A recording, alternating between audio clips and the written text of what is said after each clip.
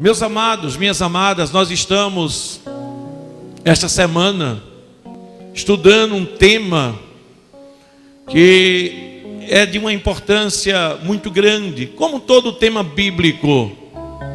Mas nós afirmamos que é de uma importância muito grande porque estamos estudando em que tipo de fé nós estamos firmados ou edificando a nossa fé. Em que nós estamos edificando nossa fé? Qual é a igreja que nós queremos para a nossa vida espiritual? Veja bem, são duas perguntas que parecem fáceis de responder, mas na realidade, irmãos, não é tão fácil. E eu vou lhe mostrar por quê. Olha, meus amados, eu vou repetir a pergunta para que você marque bem essa pergunta e que Deus tenha misericórdia e possa, ao final desse culto, você sair com a resposta daqui. Que tipo de fé eu quero exercitar na minha vida, colocar em prática na minha vida?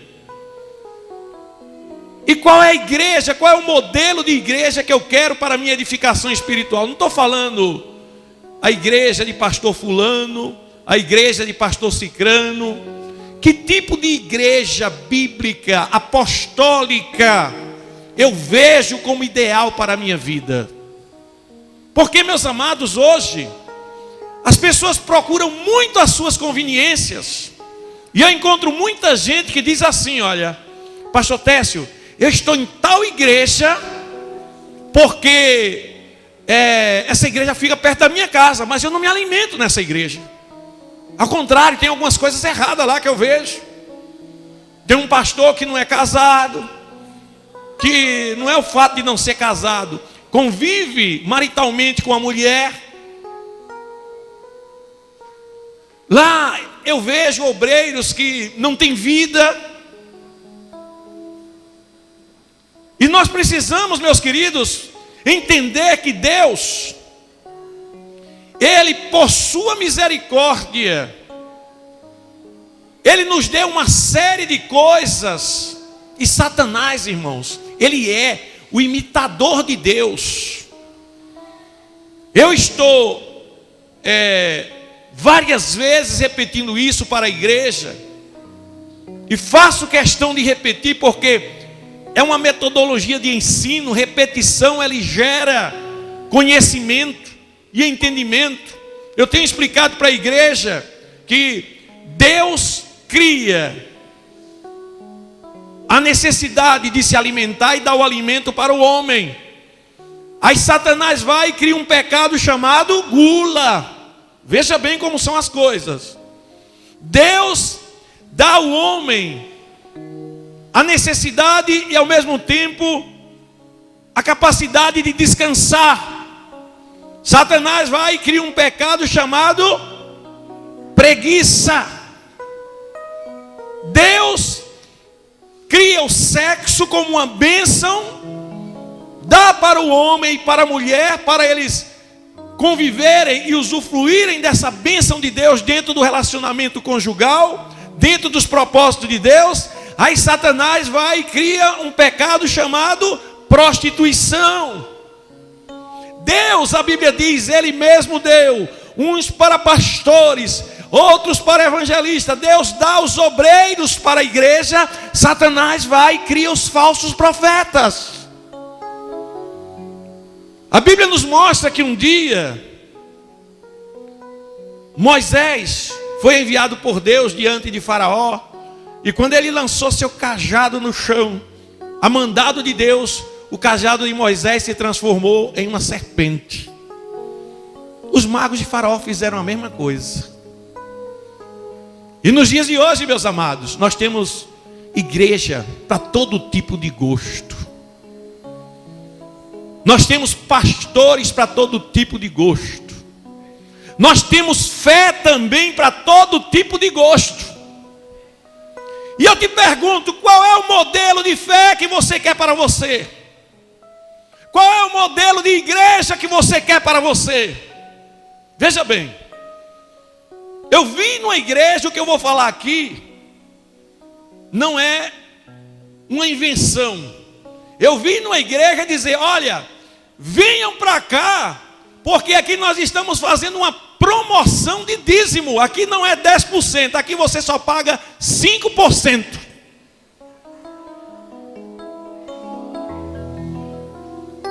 Irmãos, um negócio desse dói na alma. E o pior, irmãos, não é um falso profeta inventar um negócio desse. O pior é ter crente que vai atrás dessas coisas. Aleluia. Igreja com forró gospel. Igrejas com carnaval gospel. E essas coisas aparecendo como se fosse muito natural. E as pessoas assimilando, aceitando, não é nada demais.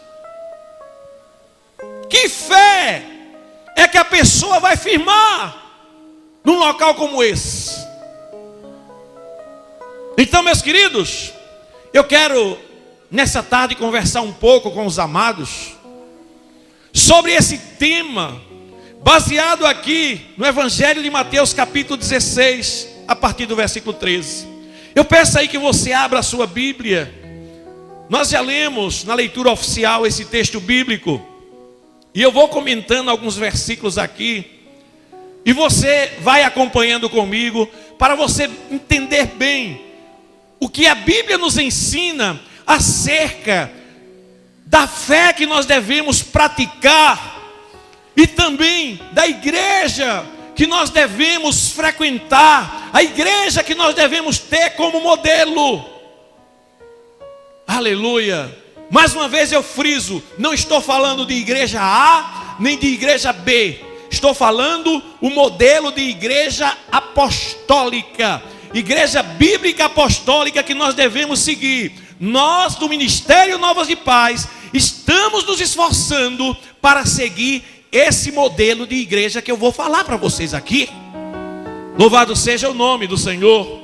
Então, meus amados, capítulo 16, versículo 13 de Mateus diz: E chegando Jesus às partes de Cesareia de Filipe, interrogou os seus discípulos dizendo: Quem dizem os homens ser o Filho do Homem? Por favor, olhe para mim. Glória a Deus. Amados, Cesareia de Filipe era uma região que esse Filipe, que foi um dos tetrarcas, colocou o nome dele. E era uma região que estava totalmente contaminada pela idolatria, as pessoas seguindo ídolos, adorando deuses estranhos. A cultura daquela cidade era uma cultura religiosa, mas ao mesmo tempo uma religiosidade pagã. E aqui Jesus, ele quando chega lá, depois de ser levado o conhecimento de quem era Jesus para aquelas pessoas, ele faz uma interrogação acerca do que os homens, observe que a pergunta dele diz, quem dizem os homens ser o Filho do Homem? Ele faz uma pergunta agora, o que é que os homens achavam daquela cidade? Achavam que era ele. Alguns pregadores tentam dizer que Jesus queria um feedback, ou seja, um retorno. Ele queria uma resposta daquilo que as pessoas entendiam, se ele estava pregando bem, se ele estava desempenhando bem o papel de filho. Não era nada disso, irmãos. Não era nada disso. Ele faz essa pergunta, e nós vamos aqui aprender lições tremendas, porque essa pergunta não é uma pergunta fácil de responder. Quando ele pergunta que quem dizem os homens ser o Filho do Homem, veja bem, ele não pergunta que, ele pergunta quem. Quem para eles sou eu? Quem para eles sou eu? Olha só, preste atenção, eu vou contar uma história aqui para os amados, para você entender bem essa pergunta de Jesus. Eu, quando era novo convertido, eu me lembro que eu às vezes ficava questionando. Eu pensava assim comigo: como é que pode Deus ser homem e um homem ser o próprio Deus? Irmãos, eu confesso que eu aceitei Jesus, mas eu não entendia que Jesus era o Filho de Deus, ou seja, que Jesus era o próprio Deus encarnado.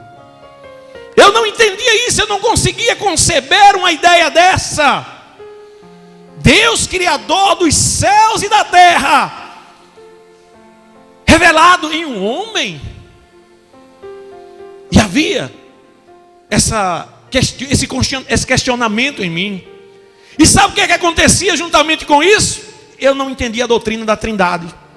3 são 1, 1 é 3. Talvez aqui no nosso meio, pessoas que vão nos assistir através da televisão, de um modo geral, tudo isso, irmãos, talvez existam muitos crentes dentro da igreja com esse tipo de convicção de Jesus. Sabe o que foi que eles responderam acerca de Jesus? Aí a Bíblia diz aqui no versículo 14: e eles disseram: uns dizem que tu és João Batista, outros dizem que tu és Elias, outros dizem que tu eras Jeremias ou um dos profetas. Então, meus queridos, que eles escolheram pessoas de destaque na sociedade daquela época, os profetas, os homens de Deus, e eles compararam Jesus ao mais alto nível que eles poderiam, porque eles viam Jesus semelhante a um homem daqueles. Aleluia. Mas só, meus amados, que eu também via assim. Eu olhava para Jesus e eu admirava muito ele. Eu olhava para Jesus e dizia: não, Jesus é fantástico. Eu aceitei Jesus. Eu aceitei Jesus. Eu era um seguidor de Jesus. Mas eu olhava para Jesus assim também. Ele é tremendo. Mas eu não concebia que ele era o próprio Deus. Aleluia. E quando eles dão aquela resposta, irmãos, Jesus agora, a primeira pergunta que ele fez foi: quem dizem os homens? Quem dizem que eu sou os homens? Aí Jesus agora vai para os discípulos dele, agora que estão mais perto, os crentes que andavam com ele. E vocês? E vocês, o que é que vocês dizem? Quem é que eu sou? Aleluia! Meus queridos irmãos, diz a palavra de Deus que Simão Pedro, respondendo, disse: tu és o Cristo, o Filho do Deus vivo. Oh, Ramananto Kamashuria. Jesus responde para Simão Pedro naquela hora e diz: bem-aventurado és tu, Simão Barjonas, porque não foi carne nem sangue que te revelou, mas meu Pai que está nos céus. Olha lá, aqui, meus queridos, eu diria que nessa primeira parte desse texto bíblico, Jesus fala de quem ele é. Jesus fala de quem ele é ali para os discípulos. Ele tenta colher dos discípulos se os discípulos estavam alcançando quem ele era realmente. Meus queridos irmãos, a maneira de ver Jesus, ela vai ter influência em todas as áreas da tua vida em relação à tua fé. A maneira de ver Jesus, ela vai ser importante, porque vai ser aí onde você vai realmente ser crente ou não. Deixa eu te explicar por quê. Observe, meus queridos, que haviam aqueles que viam Jesus, mas eles viam de uma maneira apenas intelectual. Eles aprendiam o que era Jesus, olhando para Jesus com inteligência. Eles viam Jesus com aquelas roupas de profeta. Eles viam Jesus andando, caminhando com a multidão, como os outros profetas também. Mas eles não conseguiam alcançar a dimensão que Pedro alcançou. Havia muitos que estavam ali ao lado de Jesus, como o pastor Técio no início da sua fé, que olhava para Jesus e não entendia que Ele era o Deus vivo, que Ele era a própria encarnação do Deus, o Messias prometido de Israel, aquele que veio redimir o mundo e todas as coisas com o próprio Deus. Aleluia, aleluia. Existe a fé que está baseada na sede de Deus. E veja que engano tremendo do diabo, senhores obreiros, meus irmãos. A fé que existe dentro da igreja, pessoas que sentem sede de Deus, que sabem que precisa de Jesus, mas que conhece Ele apenas intelectualmente. A fé sobrenatural, a fé autêntica, que Deus quer que nós venhamos a possuí-la, ainda não existe no coração dessas pessoas. Meus amados, dizer o que Pedro disse não é algo tão simples como se possa parecer. Não, pastor, mas eu posso te dizer: tu és o Cristo, o Filho de Deus vivo. Você pode até dizer, mas não é necessário dizer apenas da boca para fora.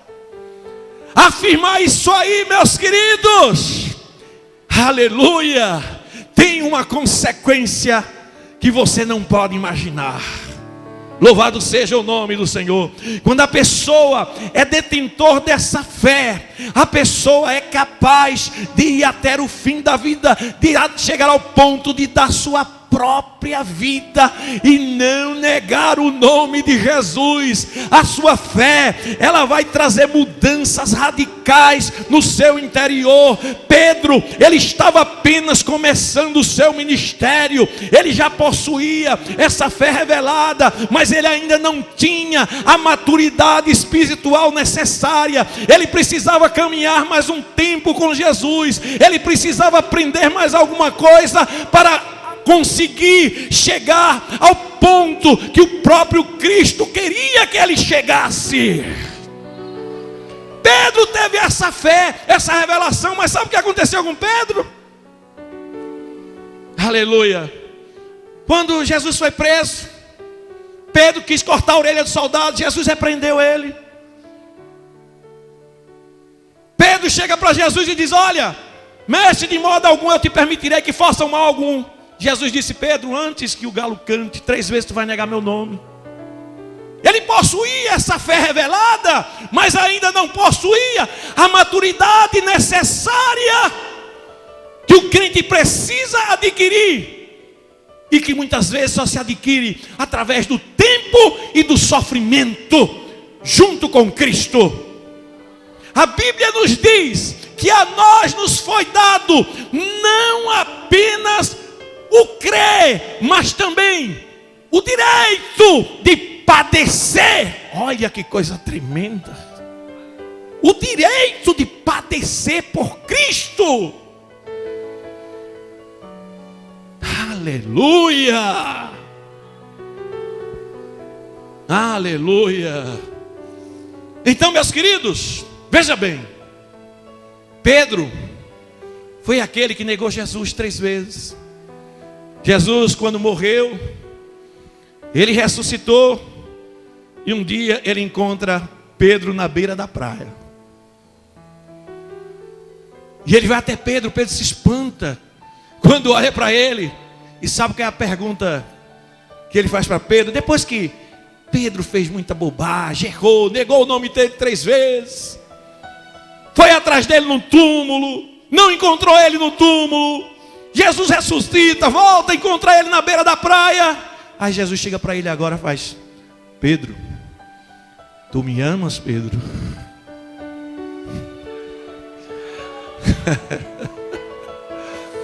Aleluia! Te amo, Senhor. Pedro, tu me amas, Pedro? Te amo, Senhor. Aleluia. Jesus começa a falar da morte de Pedro e diz: Pedro, apacenta minhas ovelhas. E começa a falar da morte dele, dizendo com que morte ele haveria de morrer. E sabe o que é que levou Pedro a essa morte? Esse tipo de convicção. Esse tipo de convicção, irmãos, que é revelada pelo próprio Deus. Meus queridos, nós estamos vivendo o momento da igreja de Laodiceia na face da terra. A igreja sem compromisso. A igreja, meus amados, que pensa que ser crente é ter carro bonito, ter casa boa, salário bom, e isso é tudo. Muitas vezes, meus queridos, a gente vê a história na Bíblia, Pedro morrendo, João Batista sendo degolado. A gente vê coisas desse tempo e diz assim: ah, isso é coisa daquele tempo passado. É não, irmãos. Não é coisa daquele tempo passado, não. Ainda hoje, se você der uma voltinha naqueles países orientais, Síria, Jordânia, aqueles países muçulmanos, você vai encontrar crentes sendo decapitados do mesmo jeito. Hoje, eu estive esses dias conversando com alguns irmãos de um grupo que cuida de missões chamado Portas Abertas. E eles estavam me mostrando algumas coisas que acontecem, irmãos. Meus amados, é incrível, mas a cada 4 minutos morre um crente perseguido porque é crente. E sabe o que é que nós estamos fazendo aqui? Achando que ser crente é ter carro novo, achando que ser crente é possuir uma casa bonita. Sabe por quê? Porque a nossa fé muitas vezes é intelectual. Quem é o Cristo? Aquela pergunta que Jesus perguntou. E vocês? O que é que vocês dizem que eu sou? Aleluia. No quartel, irmãos, a gente quando entra, a gente faz um compromisso. Prometo rigorosamente cumprir as ordens das autoridades a quem estiver subordinado. E ali a gente conclui esse juramento, mesmo com o risco da própria vida. Risco da própria vida. E eu pergunto, nós cristãos da presente época, será que nós temos disposição de colocar em risco a nossa própria vida por amor ao Evangelho? Como é que nós declaramos que amamos a Cristo, se não conseguimos levantar de uma cama à tarde para evangelizar? Como é que nós declaramos o nosso amor a Cristo, se não somos dizimistas, porque nosso olho está voltado para o dinheiro e achamos que o dízimo é muito dinheiro que eu estou perdendo para a obra de Deus? Cadê o amor pelas almas? Cadê o amor pelas almas? Como é que eu amo a Cristo, se eu vejo muitas vezes um irmão necessitado, que convive comigo, e eu não ajudo ele? Que evangelho é que nós estamos vivendo, irmãos? Qual é o modelo de igreja que eu quero? Não, eu estou procurando uma igreja que se adapte a mim. É preocupação. Não, essa aqui eu não vou porque usa brinco. Essa aqui eu vou porque o cabelo é um pouquinho cortado. Essa aqui pode calça comprida, essa aqui não pode. Meu irmão, pelo amor de Deus. Oh, Ramanto Kamaná. Aleluia. Aleluia. Jesus, quando diz para Pedro: pois também eu te digo, tu és Pedro. Pedro é um sinônimo de pedra. E quando ele diz: e sobre esta pedra edificarei a minha igreja, não é a pessoa física de Pedro, é a revelação que Pedro teve da pessoa de Cristo, o Messias. A igreja, irmãos, verdadeira de Cristo, ela nunca será edificada em cima de uma fé intelectual. Fé intelectual não traz mudança de vida. Fé intelectual não dá vitória sobre o pecado. Fé intelectual não faz você ser um vencedor. Fé intelectual, você não é capaz de enfrentar os leões, porque você sai correndo com medo e o leão avança em cima de você. A fé sobrenatural, você fica parado diante dos leões e Deus diz: fica quieto, porque o meu anjo acampa ao teu redor e te guarda e te livra de todo o mal. Oh, Ramanan, Tocamacheia.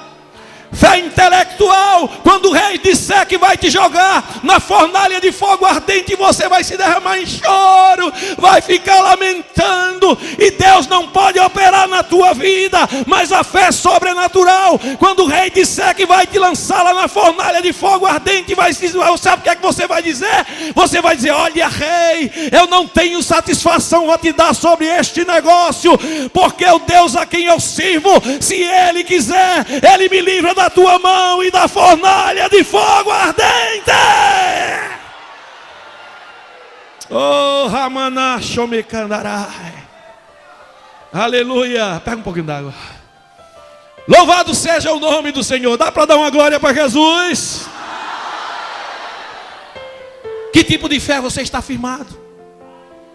Qual é a igreja que você quer servir? O modelo de igreja? Aleluia. Louvado seja o nome do Senhor. Olha, meus queridos, essa igreja, ela tem que influenciar o mundo é com a loucura do Evangelho. A loucura do Evangelho. Sou coronel da polícia pela misericórdia de Deus. Foi Deus que me botou ali. E Ele tinha um plano para realizar ali, dentro do quartel. Ele tinha um propósito ali dentro do quartel comigo. E nesse propósito de Deus, aconteceram algumas coisas interessantes. Aleluia. Eu me lembro de uma vez que teve no quartel do Corpo de Bombeiros, um culto. E eu fui convidado para pregar. E quando eu estava pregando, eu fiquei tão alegre na hora da pregação.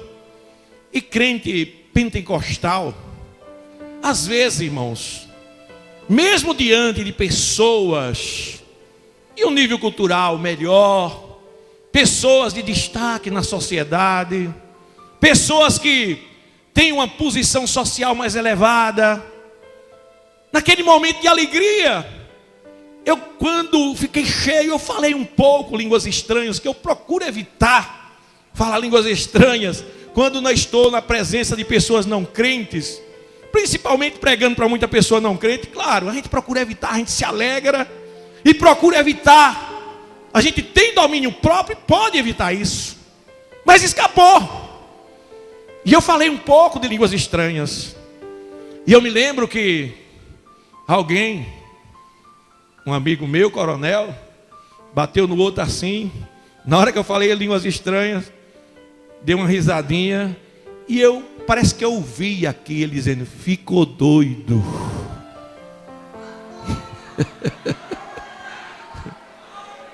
Irmãos, porque o Espírito Santo parece que ele traz coisas para tão perto da gente que a gente compreende tudo, né?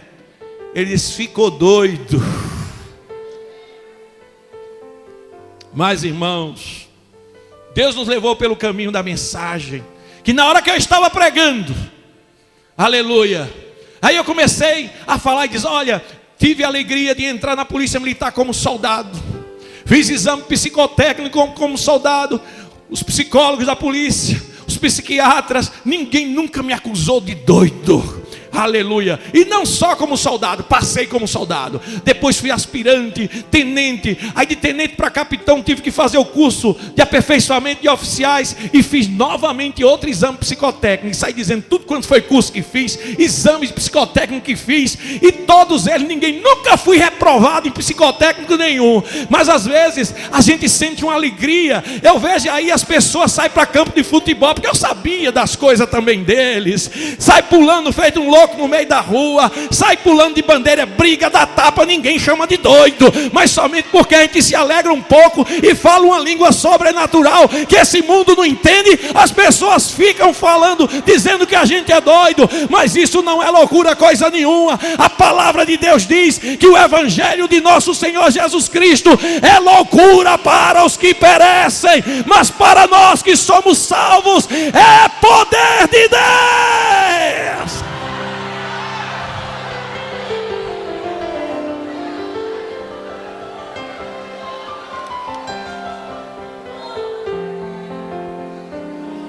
A fé sobrenatural, ela te torna um representante de Deus, que você não tem medo de consequências nenhuma, você não tem medo de perder emprego, não, você não vai ficar atrevido não, você vai ficar ousado.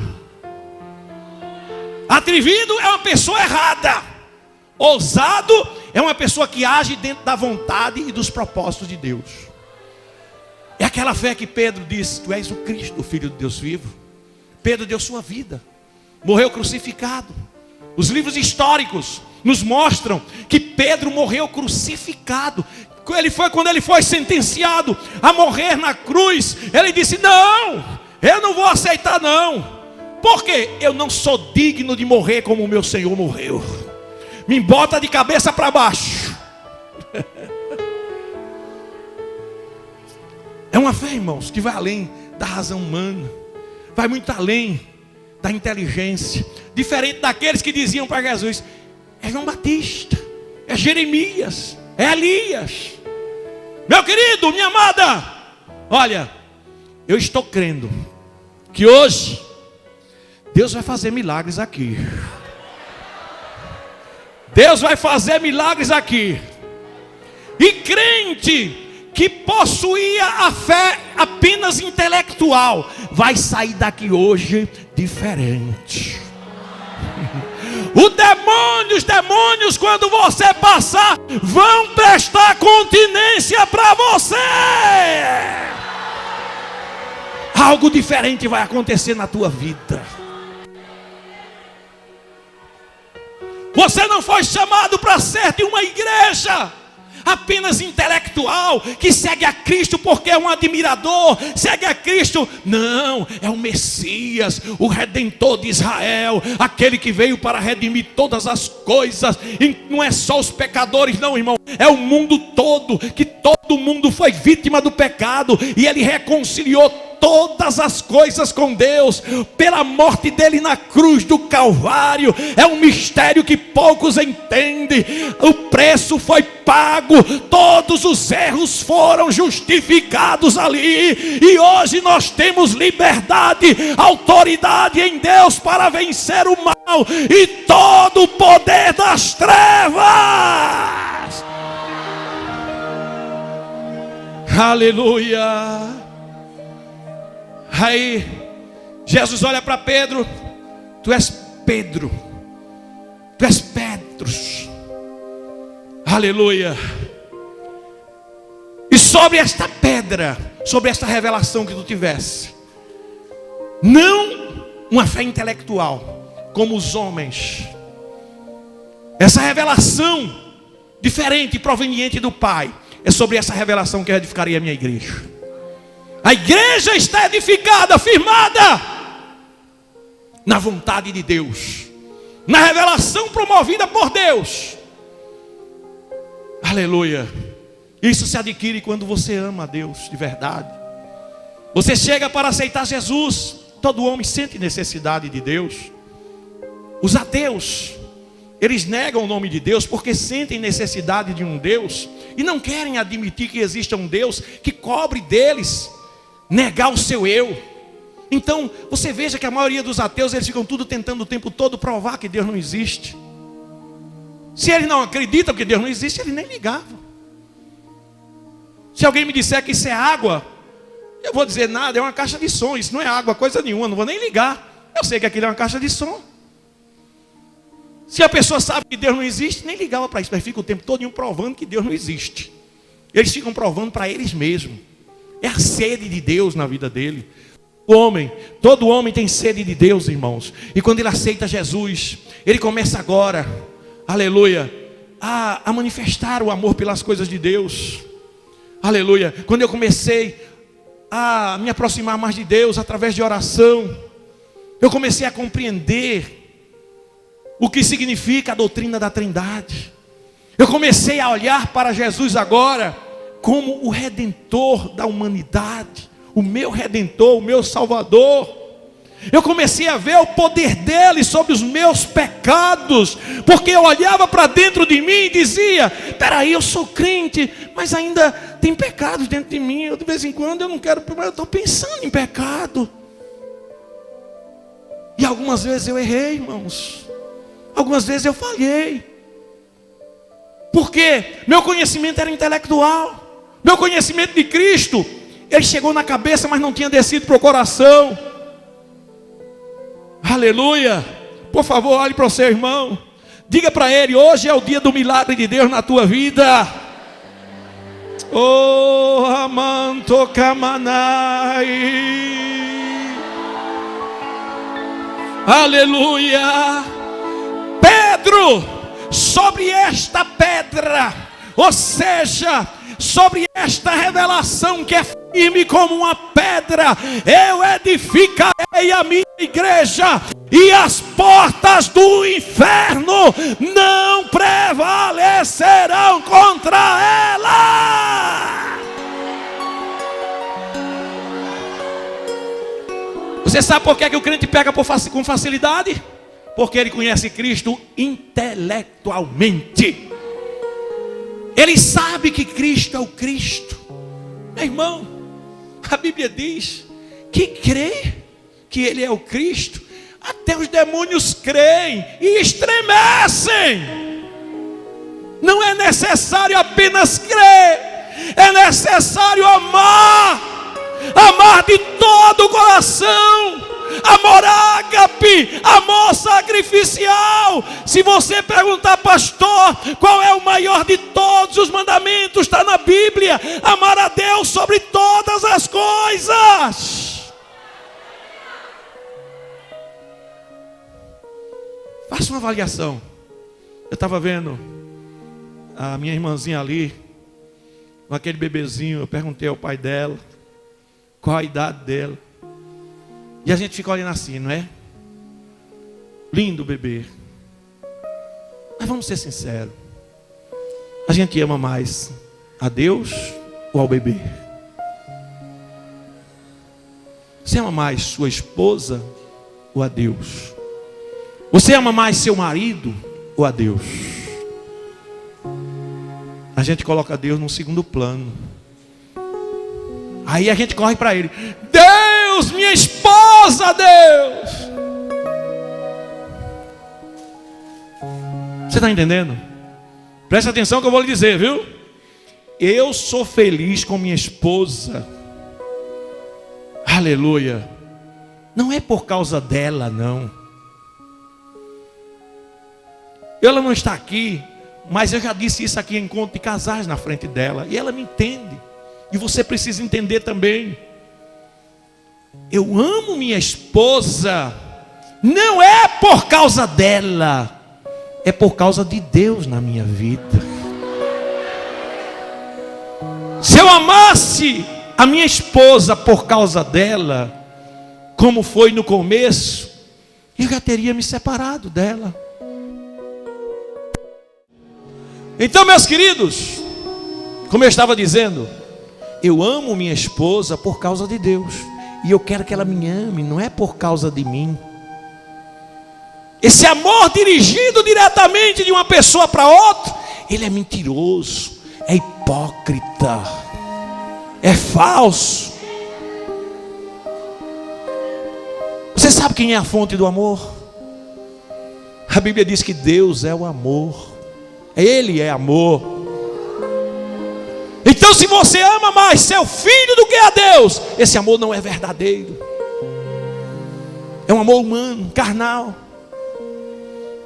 intelectual, é da cabeça. Não, eu tive muito trabalho para ter esse bebezinho, eu amo demais meu filho, mas foi Deus que gerou no teu ventre.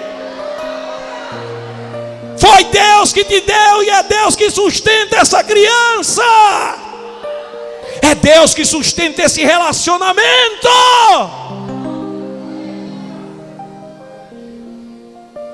Aleluia. Meus queridos, ainda tem tanta coisa para falar aqui, mas eu vou tentar abreviar para concluir.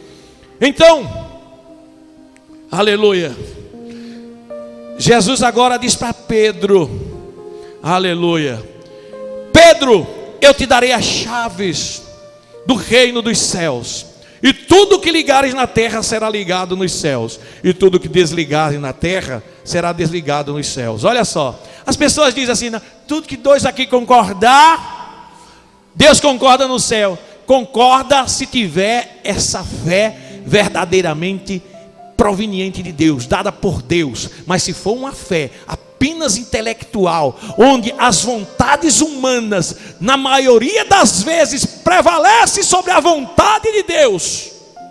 E sabe o que são vontades humanas, irmãos? Os seus interesses, as suas conveniências.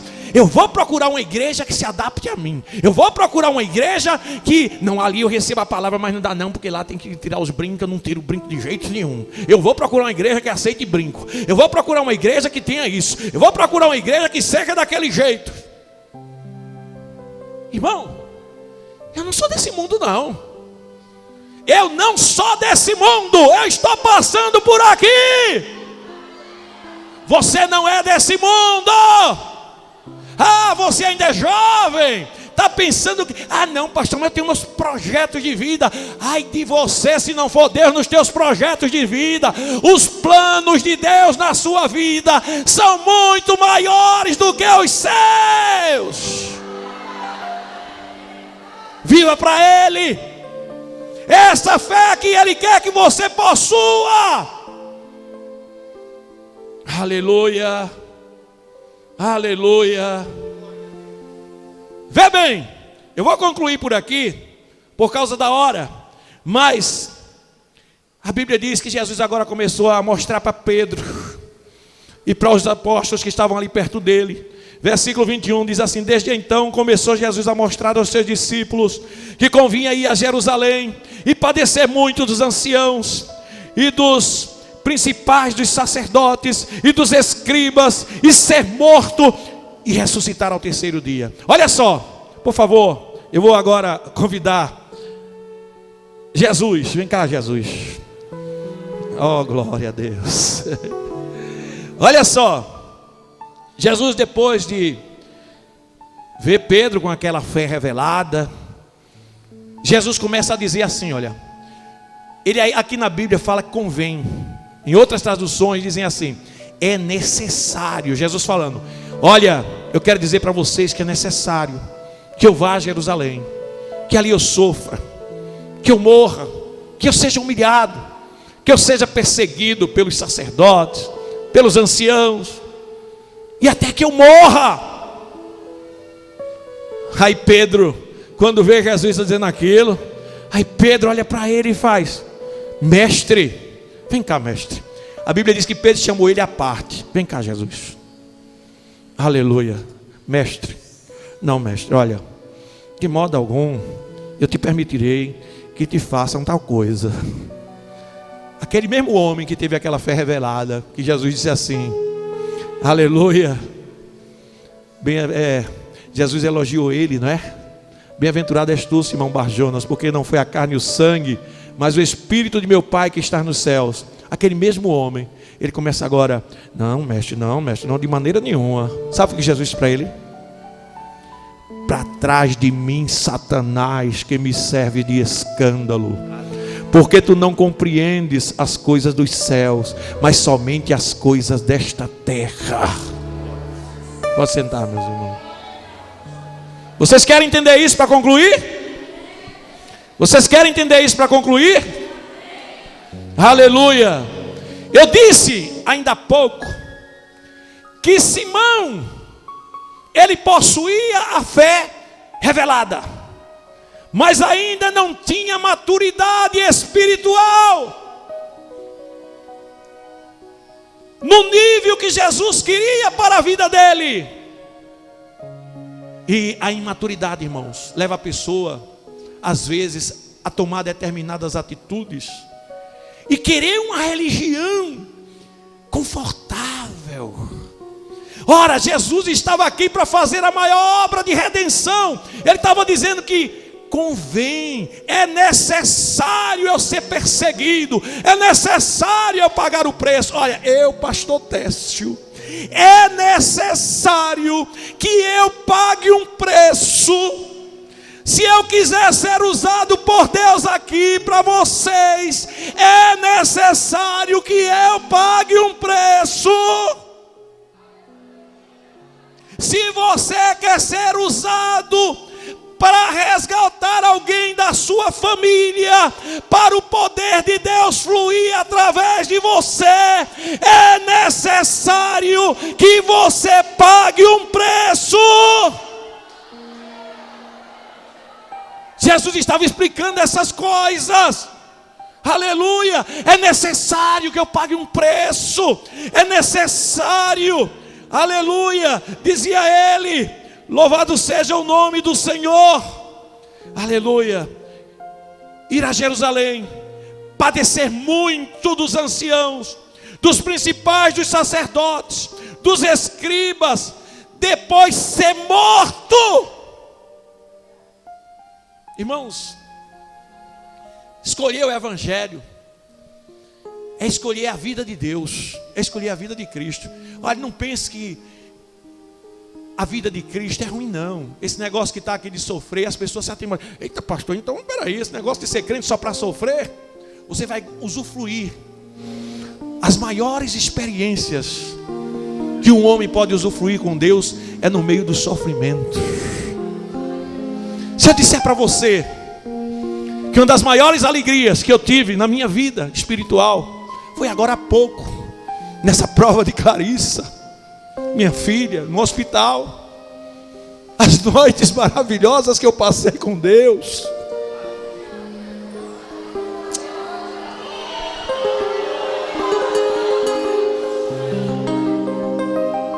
Aleluia. Não interessa mais a vida para esse mundo, não, irmãos. A vida com Deus é a realidade da satisfação, é a realidade do pleno viver nos céus, já aqui na terra. Jesus Cristo, Ele sofreu aquilo tudo que nós vimos, ou que já aprendemos na Bíblia, mas Ele era o homem mais feliz desse mundo. Você sabe o que é a graça de Deus? A graça que faz você cantar no meio da tristeza, a graça que faz você se alegrar. Quando o barquinho parece que vai afundar, você começa a cantar.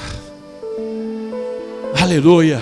Aquela graça que Paulo e Silas receberam na vida quando eles estavam lá presos na prisão, porque estavam pregando o Evangelho e expulsaram o demônio de uma moça. A experiência com Deus, irmãos. Eles dois presos lá começam a cantar, começa a haver um tremor de terra. Oh, aleluia. Experiência com Deus, irmãos, não se tem, não é quando você prega bem, não é quando você ganha almas para Jesus. Não, irmãos, experiência com Deus você tem quando você vai pelo deserto, que você olha para cima assim e vai dizer Jesus, e você vê a coluna de nuvem de manhã, vê a coluna de fogo de noite, aí você diz: Ele está comigo. Eu estou no deserto, mas Ele está comigo.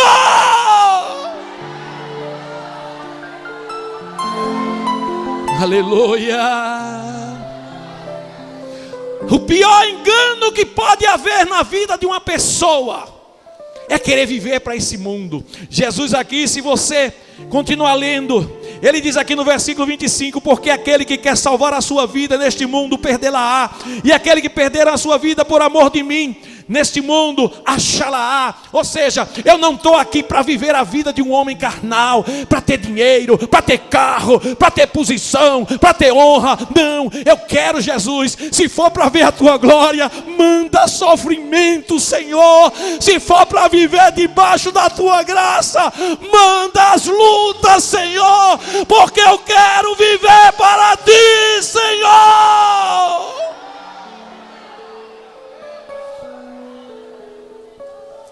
E no dia que eu não sirvi mais para ti, Senhor, me leva. Aleluia. Será que você quer esse evangelho para você? Os obreiros, será que vocês querem esse evangelho para vocês? Aleluia. Sabe o que é que Pedro queria quando ele chamou Jesus à parte? Olha, Jesus feriu os interesses de Pedro. Eu creio que Pedro, quando eu chamei aqui o Robson, Pedro, quando ele viu Jesus dizer: convém que eu sofra, que eu vá a Jerusalém, sofra muito, padeça por causa dos anciãos, dos sacerdotes, depois eu morra. Pedro disse: epa, não, peraí, que negócio é esse? Eu estou aqui, debaixo da sombra dele. Se ele vai morrer, eu vou ficar com quem? Eu vou sobrar. Não, mestre, vem cá, mestre. Olha, não, mestre, que é isso? Nós podemos ter um evangelho mais confortável, mestre. Vamos ficar aqui numa igreja mais tranquila. Não precisa isso tudo não, para ser crente. Talvez tenha alguém que está dizendo isso aqui: pastor, o senhor está exagerando. Pastor, o senhor está exagerando. Aleluia. Evangelho é morrer para viver. Evangelho é você andar com Deus e não ter medo de nada. Hoje vai ter milagre aqui. Hoje alguém aqui vai virar crente de verdade. Oh, Ramagada Shomenayala. Olha, eu não tenho receio de dizer: o meu Deus, uma vez ele me falou: meu filho, você vai ganhar muitas almas para Jesus, mas você vai ser muito usado por mim para levantar o meu povo que está débil, meu povo que não quis aprender, meu povo que está seguindo seus próprios caminhos. Uma vez o Senhor Jesus fez um discurso tão forte que as pessoas começaram a se retirar e sair de perto dele. Mas alguns discípulos ficaram. E Jesus perguntou para eles: e vocês não vão não? Sabe o que eles disseram? Senhor, para onde nós iremos? Sabemos que só tu tens as palavras da vida eterna. Qual é o tipo de fé que você quer seguir? Qual é o tipo de igreja que você quer seguir? Uma igreja tolerante? Uma igreja que aceita tudo? A igreja do carnaval gospel, do São João gospel, do Natal gospel? A igreja que vai para o inferninho gospel também?